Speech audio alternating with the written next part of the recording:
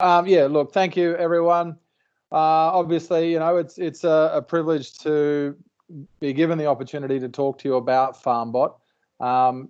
We realise that time is a precious commodity. So having this opportunity to come into your living rooms, I suppose, for many of you, maybe the study is much appreciated. So the focus of this evening is Farmbot remote water monitoring, and more specifically the satellite connectivity that we provide. But I just thought, for those of you who haven't heard about us, I'll start with a general overview of what we do and then drill down into some of the different aspects of how Farmbot works and the different products we supply. Now, this Farmbot was developed specifically for agricultural purposes. It's not a telemetry that took its sort of shape in an industrial application and then was modified to suit agricultural purposes.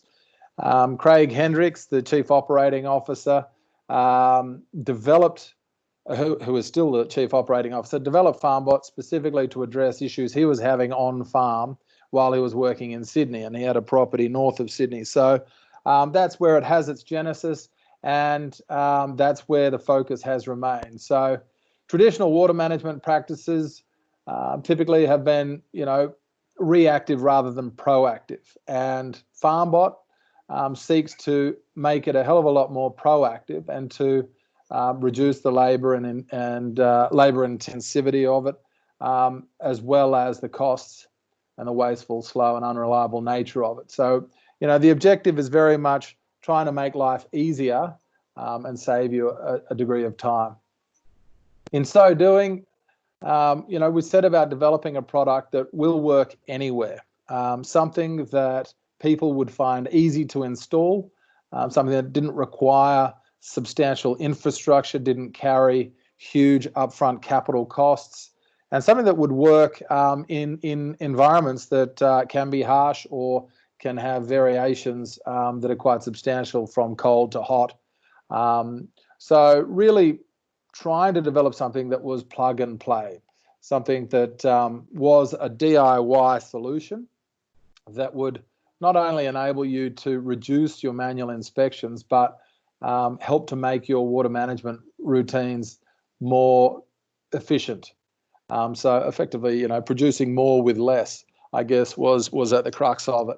And in getting that visibility of remote water monitoring, it needed to be accessible to you on whatever device you choose to use, whether it's a computer, a smartphone, a tablet, anything that is accessing the internet. So that was key. And specifically around the connectivity side of things, it was important to us to use established modes of communication. So rather than looking at types of connectivity that were still under development, we identified the cellular 3G and 4G capabilities and satellite capabilities as forms of communication that have been around for decades, that are likely to be around for decades still to come, rather than going in for forms of communication that are yet to have actually proven themselves by operating on a large scale for any great length of time. This is what Farmbot looks like to anyone using our products. So you've got, a standard water run here, which is just a list of tanks. This is flow and pressure monitoring, water levels in a standard tank. There we've got bore monitoring, fully integrated with Google Earth and GPS mapping, and electric fence monitors with water levels as well. I just throw that in there as a visual so that you can see what people are typically bringing up on their screens, but we'll also delve into the dashboard as well. We have nearly 3,000 Farmbots operating around the country. So, we are no longer a speculative ag tech provider. Our telemetry has some runs on the board. We're working with some very well-established pastoral entities and people who consider themselves to be quite prudent and frugal when it comes to monitoring their cash flow and investing in technology that is going to deliver returns to their bottom line. And this is what it looks like. And more than 65% of our customers are relying on our satellite connection. Okay, so we have two options. We've got the cellular model, we have the satellite model. More than 65% are using our satellite model. What does Farmbot cost? So a standard Farmbot monitor will cost $1,190 plus GST. To give you the near real-time access to what your water levels are, what's happening in your tanks or your dams and turkeys' nests, it will cost $342 per annum for the annual data and service fee on a cellular monitor. That works out to be $1 per day. For the satellite data and service fee, it costs $456 per monitor per year. So the cellular is $1 a day, the satellite works out to be $1.25 a day. And that's not just for near real-time visibility around what your water is doing in your tanks. It also includes sending alerts when you need to know about your tanks or dams reaching certain heights and levels, and if there's an excessive rate of fall taking place. Now, these costs are also included in the on-farm emergency water infrastructure rebate scheme. So, you know, there is water level sensors qualify for that. So I'd urge you to talk to anyone if you were seriously considering investing in it. It is still available. It does meet the requirements of that program. Why are we different? I've already touched on the fact that it's plug and play. So you pick it up at the post office and you can have it up and running within 10 minutes of it being taken out of its box. We don't send data at set intervals. Anyone who's operating at our end of the market, providing telemetry in our price range, claiming to be near real time, is probably only sending data once a day or twice a day. They might send data 4 times a day. Now, if you're monitoring livestock, or if you're monitoring any water critical business endeavor, finding out 6 or 11 or 23 hours after a leak or a break has occurred and your stock have run out of water is probably just not good enough. Farmbot will send alerts and updates to your dashboard as and when there is a notable change in your water levels. So if there's nothing going on in your tank at all, and you've got a stagnant water level for a period of time, at the very minimum, we will send data 12 times a day on a cellular monitor and 6 times a day on a satellite monitor. So that is if there's nothing to report. However, we push data as frequently as we need to give you an up-to-date picture of what's going on. So if you've got an active storage on a hot day full of livestock watering, then we could send data 20 or 30 times in a day. Another aspect of what we provide is the versatility. So, we cater to multiple sensors. It's not just levels. It's not just water levels either. It's diesel and liquid fertilizer if you need to. But you can also add flow or pressure, or you can do them all together, or you can do them all as standalone monitoring devices using the same unit. So we have that versatility, and as I've said, there are 2 options. So communications can work anywhere. This on the left here is a snapshot of a tweet that was picked up on Twitter the other day. One of our customers basically explaining to one of his followers on Twitter how he'd calculated that Farmbot had saved him $14,175 from one of the alerts that we sent. And if you have a look here on the right-hand side, these are the types of text messages you will receive, and emails. The same thing will be sent as an email. But this customer got an alert, excessive rate of fall, was able to return to a tank where he fixed a problem, and instead of actually having 300 head that he was trucking out the next day, do without water overnight and through the morning, he was able to fix it, make sure they got plenty of water, and they weren't obviously, somewhat lighter before they went across the weighbridge. So just a useful way to illustrate, I suppose, how having this near real-time visibility can genuinely deliver cents and dollars on the bottom line. This is the underside of a Farmbot. So your water level plugs in here. You can have up to 3 flow monitors here, a pressure monitor and a rain gauge. So there you have 6 sensors, but it also has inbuilt LoRa point-to-point capability. So when we release our trough monitor next week, that too will also be able to communicate with a Farmbot using LoRa point-to-point. So wireless connectivity up to 3 or 4 kilometers away, depending on your line of sight. So now you can have up to 8 trough monitors and fence monitors communicating with an individual Farmbot unit on a cellular monitor. On a satellite monitor, you can have 3 trough monitors and 4 fence monitors communicating with a single Farmbot monitor. So just playing into that versatility there. The standard offering we have is water level monitoring. That is our wheelhouse. That's where most of our business is done, and that's probably the most valuable aspect to most of the customers we have. We use a hydrostatic probe. This is a titanium device with a ceramic diaphragm. So we're effectively weighing the pressure bearing down on that sensor. And by giving the parameters of the tank, the height to overflow and the volume of water inside that storage, that gives you the ability, well, it gives the Farmbot the ability then to report against those parameters. So it comes with 6 meters of cable. It is designed to sit flat on the bottom of your tank.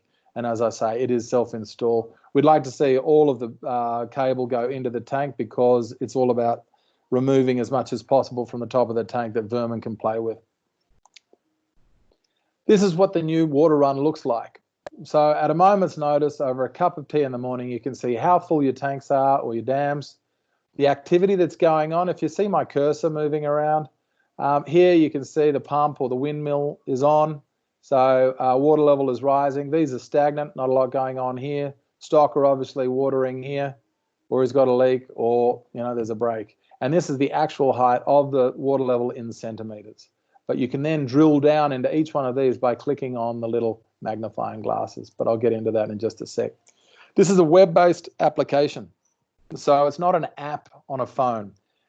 Designed specifically to be a web-based application because most of our customers live in areas where mobile phones just aren't really an option. You need to be able to access this from anywhere. And with a username and a password, as a Farmbot customer, that's exactly what you can do.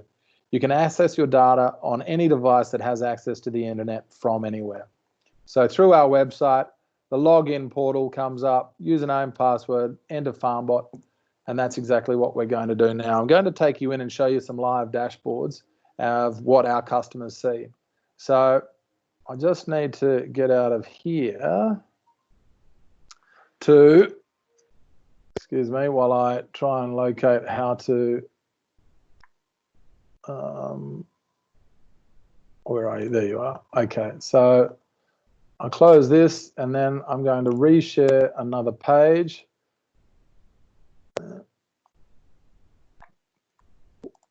Can you see something that says Vineyard Tank? Yep, I can. Okay, great. So I'm just going to quickly log out of here and log back in, and I'm going to show you someone who's up in your neck of the woods, Bruce Nutt, who has a few different properties up that way, to give you some idea exactly where he is and to illustrate an aspect of the functionality within Farmbot being fully integrated with Google Earth. This is, oh, I didn't actually check when I did it. Is this, I'll go back. Where are we? Okay, I beg your pardon. So, excuse me while I do a little bit of housekeeping on the run. Now, once again, Pandora, but this is Lincoln Gap Station that we're looking at here. So just out of Port Augusta, and he can see what's going on in each of his tanks. He can click on each of those. There he's got Bannon's, there's a check. The reason it's red is we've sent him an alert and it remains unchecked. So the theory then is someone hasn't actually addressed the problem. But that can happen and people can forget about that. You can click it over to Google Maps to show people exactly where to go if you need to, and you can drill down as much as you like to see exactly what's going on at each of these sites. So that's a dam. He's got a monitor on a dam there called O'Donnell's Dam. So he's monitoring his levels at that location. But really, he gets his greatest value out of this particular site, which we saw on the PowerPoint. So at a moment's notice, he's checking. This is his water run. This one, Anzac 3G, is switched off. But Bannon's is the one we just had a look at. So he can see what's been going on in that water storage over the last little while. And 2-3 weeks ago, you can go back as far as you need to check out the data and to actually have a look at the types of alerts that he would receive from his Farmbot.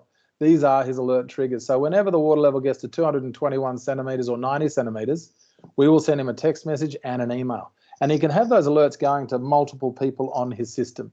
So not just himself is responsible for keeping track of what's going on with those water levels. And typically, when I'm sort of helping people, assisting them in setting up their Farmbots, I tell them to put their Farmbot alert triggers just above and just below their flow valves. So they know that when they get a text message, that there's something wrong, okay? Because you shouldn't get text messages or emails from your Farmbot unless there's something wrong with your system. The last thing you want to do is get alerts unnecessarily. So in this case, 221 centimetres, a text message would mean his flow valve's busted and his tank's overflowing or his dam's overflowing, or his flow valve's busted and his livestock are going to run out of water in roughly half a day because there's 90 centimetres of water left in that storage. And this is the excessive rate of fall. So if we look at this, we'd have to see how big this storage is, but I'd say it's roughly 5,000 gallons because 90 centimetres in 1 hour, is not all that much in a 5,000 gallon tank. However, if it was a 200,000 litre tank, 90 centimetres would be far too much and you'd have to reduce that to say 20 or 30 centimetres. But to change this, you click on the little magnifying glass, you change 90 to 25, you click save, and then rather than getting your alerts at 90 centimetres, you'll get your alerts at 25 centimetres. It's very straightforward, and a lot of our customers don't consider themselves to be overly tech savvy, but they find this very, very simple to navigate. So getting back to his dashboard, you click finish, takes you back here. Here are alerts that have been issued for his for a number of his different storages. So there's, Trevor's was experiencing an excessive rate of fall. That was issued at 5:23 a.m. on 16th of May. Now, there mustn't be anything overly concerning about this particular alert because he hasn't actually acknowledged it. Each time you acknowledge one of these, it wipes the alert from the system. But this line here with the green actions, this is actually a function that we've introduced so that in situations where you have multiple people receiving alerts, like here you go, he's got a whole bunch of people here,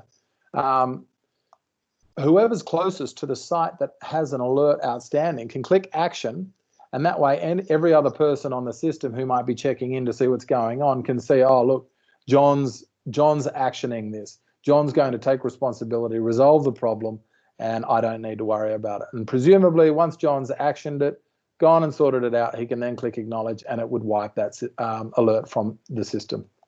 So there you have, a bunch of alerts, minimum, maximum limits reached, and these are obviously the heights that Bruce and his team want to know about.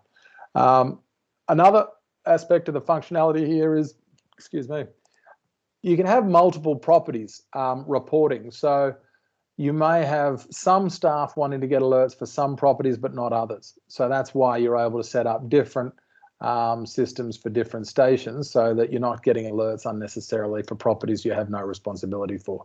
And the way this works is you just select the property that you want to see, select that Oakton Hills, select that site, and then you've got a whole different set of monitors at work here, and Bruce really does have quite a lot going on at the moment. He's got quite a lot of Farmbot monitors at work. This one actually has a flow monitor as well, but it's not. He's obviously not pumping anything presently. It's just dormant. So, but I'll show you an example of that shortly. Now, I'll also show you a site which is monitoring pressure, which is another popular thing that a lot of our customers like to keep track of. They might push straight from a bore to a series of tanks and troughs, and they just want to keep an eye on what's going on with the pressure. And most people who are monitoring pressure really just want to know if the pressure drops out, because then they've got an issue and they need to go and fix it. So this is what pressure monitoring looks like. You can see at a moment's notice, it's been operating in this period of time between the 7th of May to today, between 75 and 537 kPa. So that is what would appear to be a fairly standard operating environment for this pump. And the customer wants to know if it gets to 600 or 50, we'll send him a text message and an email. And those will obviously go to the people on his system who are authorized to receive alerts for those. And again, if you want to change 600 to 650, you can do so. And we can monitor anything up to 2500 kPa. So, substantial pressure can be monitored there. And I suppose just another to show you that also this is where this person resides, or one of the properties that they're on. So what's that there? We've got Longreach and Winton. So just, highlighting again, we do work in a lot of the most remote and harsh environments in Australia, including many around the locations where some of you are located. These are rain gauges operating on one of his properties, La Mancha, and to give you some idea, this is recent, so today, this week, this month, last month. So not a lot of rain, but some. And then you can delve into the data as much as you choose. You can go back as far as you'd like to dig out what sort of rainfall you've had. Custom rain, if you go back to, say, January 1 to end of Feb, and then you click apply, it'll show you all of that rainfall for the period that you've stipulated. And if you don't like seeing it in a table format, you can get it numerically by clicking on the rows. And if you want to download that for forecasting purposes, you just export it into a CSV file. And as I say, once you've got your Farmbot on your tank or your dam or on your pressure line, or wherever you're monitoring flow, you're just constantly collecting more and more data, which can be used for whatever forecasting purposes it lends itself to. So that's pressure. And lastly, I'll show you some flow monitoring. And this isn't obviously needed by everybody. We have quite a few farm feedlots who use this because they have strict reporting requirements on how much water they use, and they need to know what they push from A to B. But this is a vineyard in northeastern Victoria. The reason he put this in is that he leases his vineyard to a winemaker, and he wanted to keep track of how much water the vineyard uses versus how much water the house uses, because his parents live in the house and he gets a bill from Gold Murray Water for the water he draws from the Murray River, and he needs to allocate those costs accurately, and this enables him to do so. So this aggregate total for each of the lines is listed here for the period of time that we're looking at. So at the moment it's 30 days or a month from April 21 to May 20, and you can go back again as far as you like. So I might just do that to illustrate exactly how you can keep track of what times of the day, you're using what flow rates. So if you hover your cursor over here, there's your water level across the top.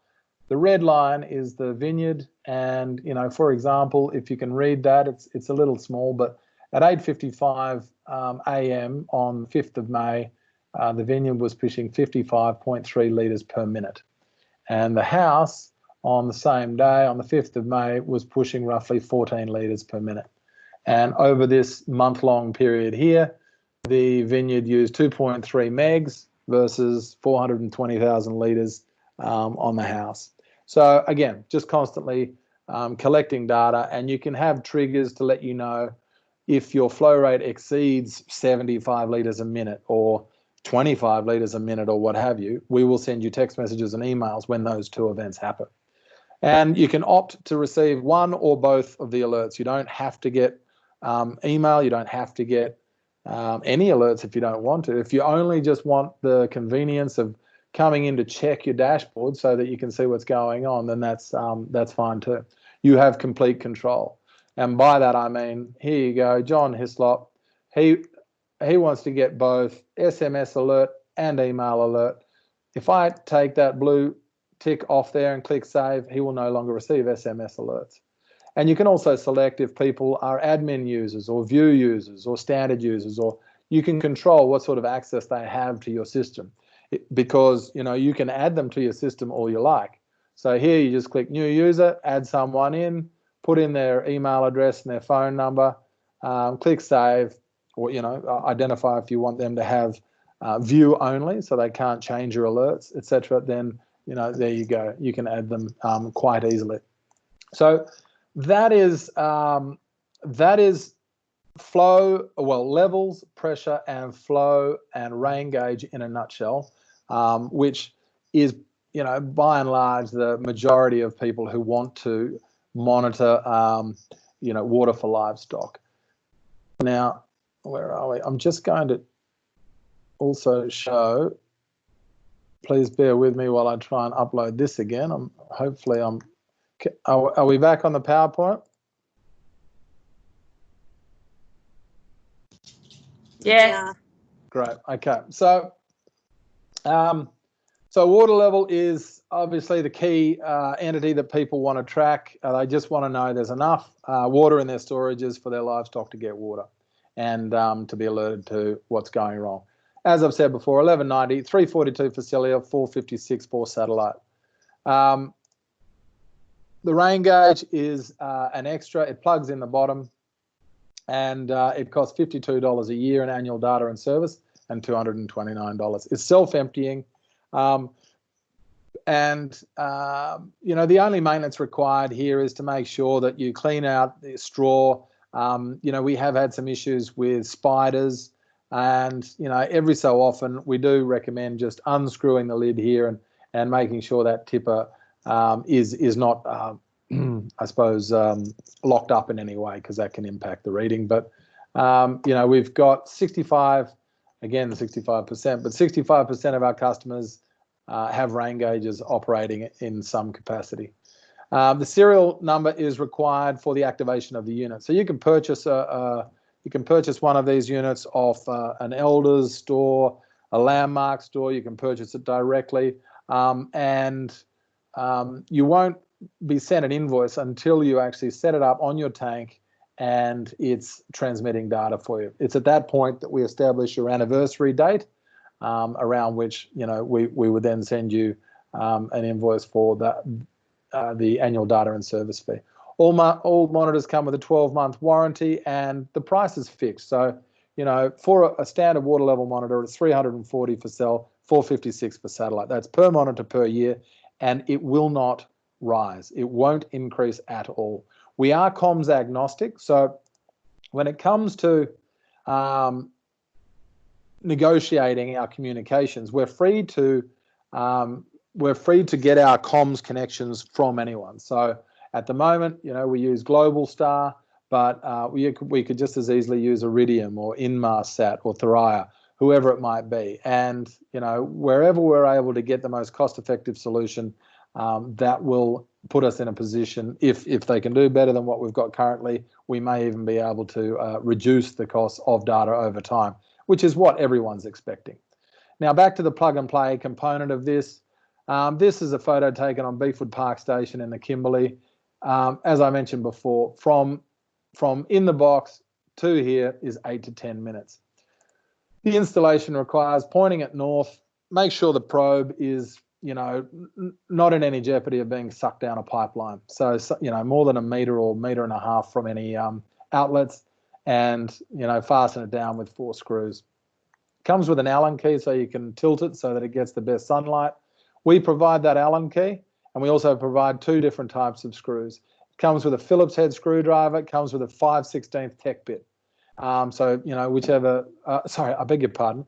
All you need to supply is the Phillips head screwdriver and the 5/16 tech bit.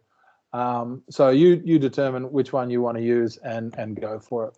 The only other thing that you need to supply is a hole saw. so that you can create the hole through which we can put the probe. Now, a lot of people have open top tanks and what have you. Providing you're in a position where you can fasten it to something and it's not likely to, rattle and shake and what have you, I'm sure that's fine. It just needs to be firmly fastened to a surface. As I've said before, you can have 3 flow, pressure, rainfall. There's that's where your water level goes in. Switching it on is switching this lever forward towards the solar panel. That is in the on position, and as I say, 2 screws either side is more than enough to fasten it. This sticker has your serial number. Excuse me, I'm just gonna.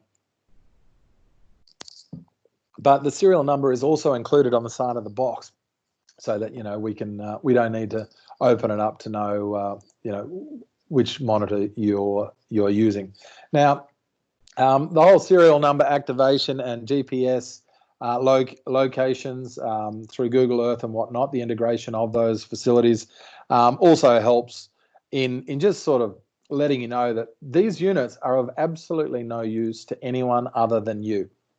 So if someone was to steal one of these things, we would be able to track the Farmbot to wherever they're keeping it. So, I just throw that in there.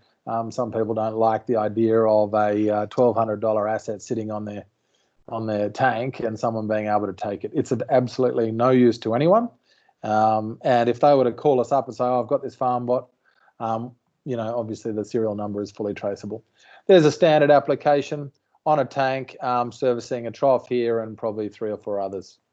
Galv tank up north again on Beefwood. That's down in southeast and South Australia near Narracourt. There's with a rain gauge.